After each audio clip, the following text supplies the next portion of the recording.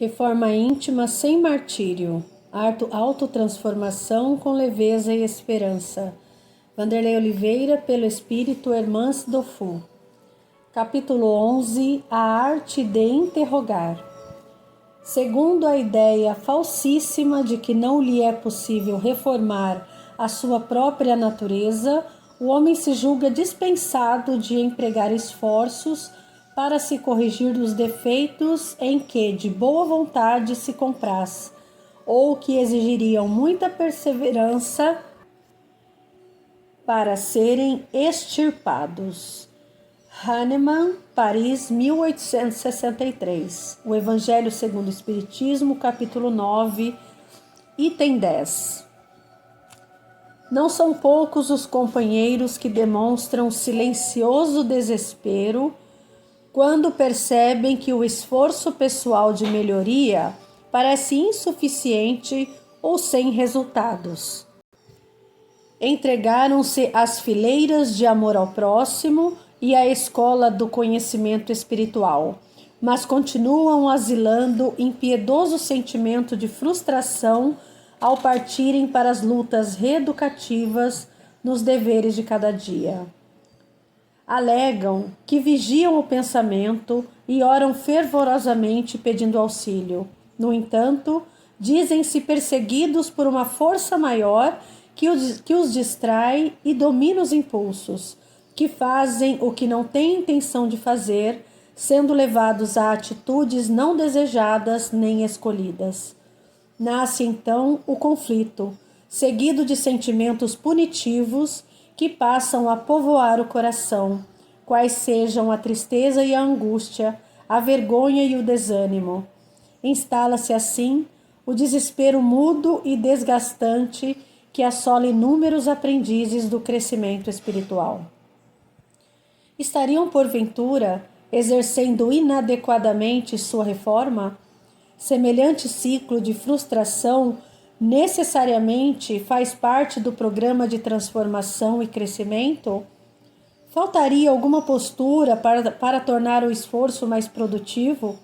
Essas são indagações que devem fazer parte das meditações de quantos anseiam pela promoção de si mesmos, seja nos grupos de nossa causa ou nas avaliações pessoais.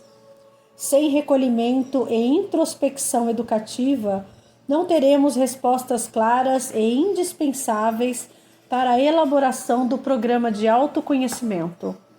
Imprescindível efetuar perseverante investigação do que se chama força maior.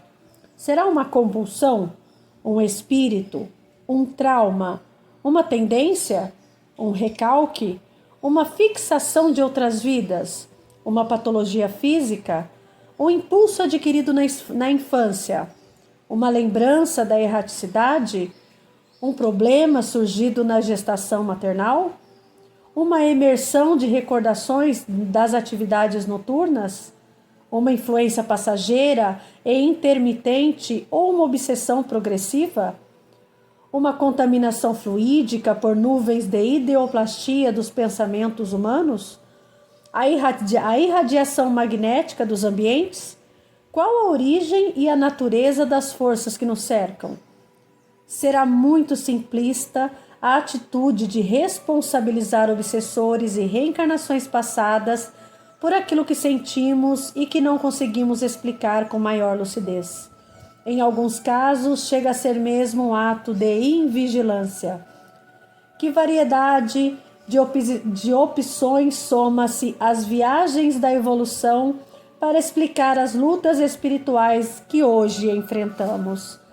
Apesar disso, não guardamos dúvidas em afirmar que o labor iluminativo de todos nós tem um ponto em comum: a urgente necessidade da educação dos sentimentos.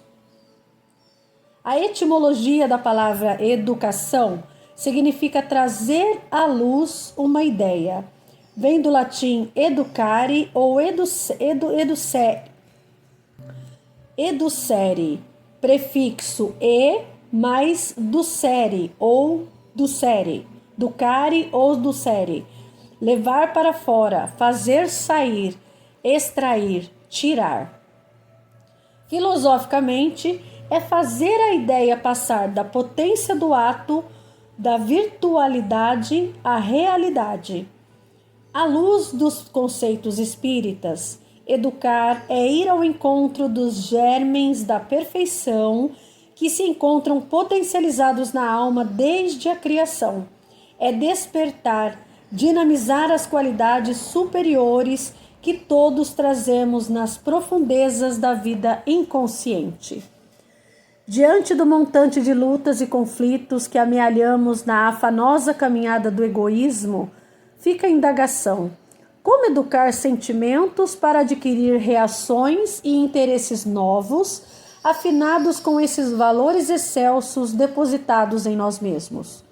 Justo agora que a ciência avança na busca de novas alternativas para que o homem entenda a si mesmo, verificamos uma lastimável epidemia de racionalização, varrendo todas as sociedades mundanas, impedindo o homem de mover-se com o necessário domínio sobre a sua vida emocional.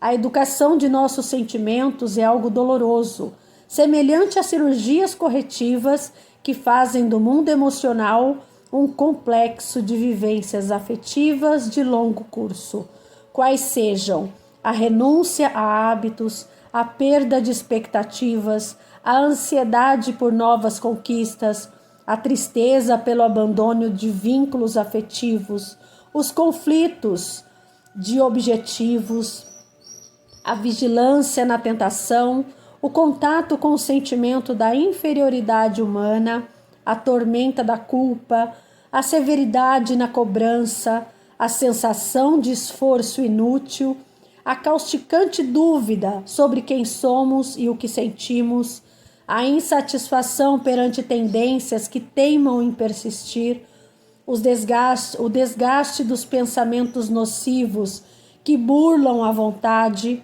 o medo de não conseguir se superar, os desejos inconfessáveis que humilham os mais santos ideais, o sentimento de impotência ante os pendores, a insegurança nas escolhas e outros tantos dramas afetivos.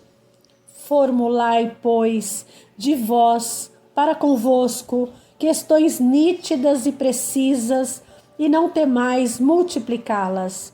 Justo é que se gastem alguns minutos para conquistar uma felicidade eterna. Isso está em O Livro dos Espíritos, questão 919A. Eis a feliz recomendação de Santo Agostinho. O sábio de Hipona acrescenta: dirigi, pois, a vós mesmos perguntas. Interrogai-vos sobre o que tendes feito e com que objetivo procedestes em tal ou tal circunstância. Sobre se fizestes alguma coisa que feita por outrem censuraríeis, sobre se obrastes alguma ação que não ousaríeis confessar.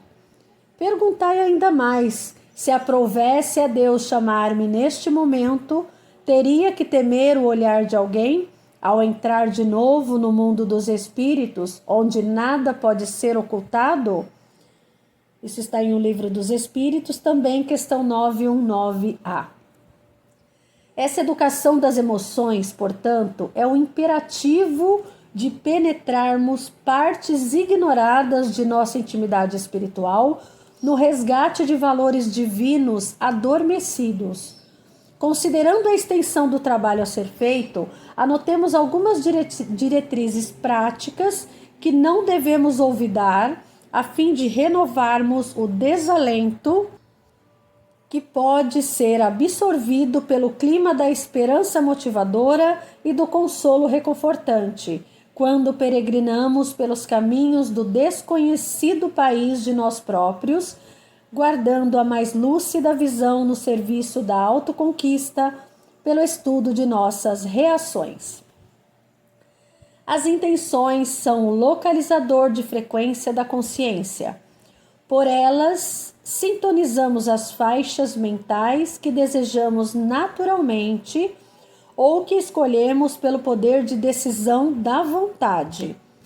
Conhecê-las nas vivências e identificar seu teor moral será rica fonte informativa sobre a vida subconsciencial.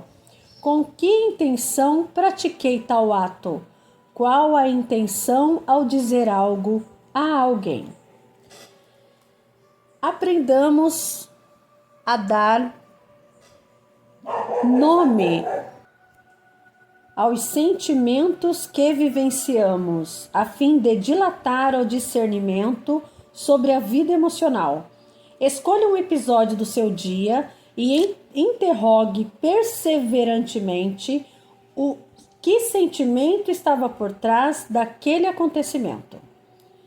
Cuidemos de não ampliar nossas lutas íntimas com mecanismos de fuga e suposta proteção com a negação daquilo que sentimos.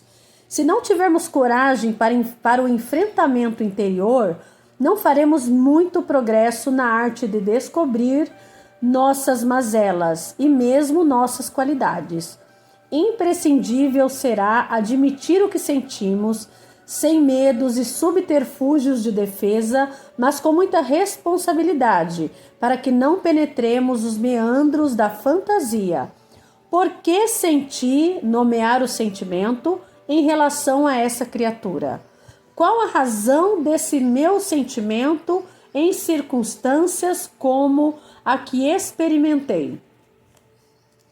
Nossas reações aos desafios da vida, mesmo que não sejam felizes expressões de equilíbrio, são valorosas medidas aferidoras dos nossos sentimentos. Indaguemos sempre, em cada ocasião do caminho, qual o sentimento nos impulsionou nessa ou naquela situação. Cultivar a empatia. Aprender a se colocar no lugar do outro e sentir o que sente, entender-lhe as razões e procurar estudar os motivos emocionais de cada pessoa. Todos temos uma razão no reino do coração para fazer o que fazemos. Então questionemos: por que motivo aquela pessoa agiu assim comigo? Que motivações levaram alguém a fazer o que fez? Portanto, como diz Hahnemann em nossa introdução, nossa tarefa reeducativa exige muita perseverança e esforço. Isso leva muitos a preferir a ilusão de cultivar a ideia falsíssima de que é impossível mudar nossa natureza. Ledo engano. Deveríamos nos dar por muito satisfeitos no dia de hoje pelo simples fato de não recorrermos intencionalmente ao mal. O grave equívoco é que muitos lidadores da nova revelação acreditam que renovar é angelizar. Próxima leitura: ser melhor.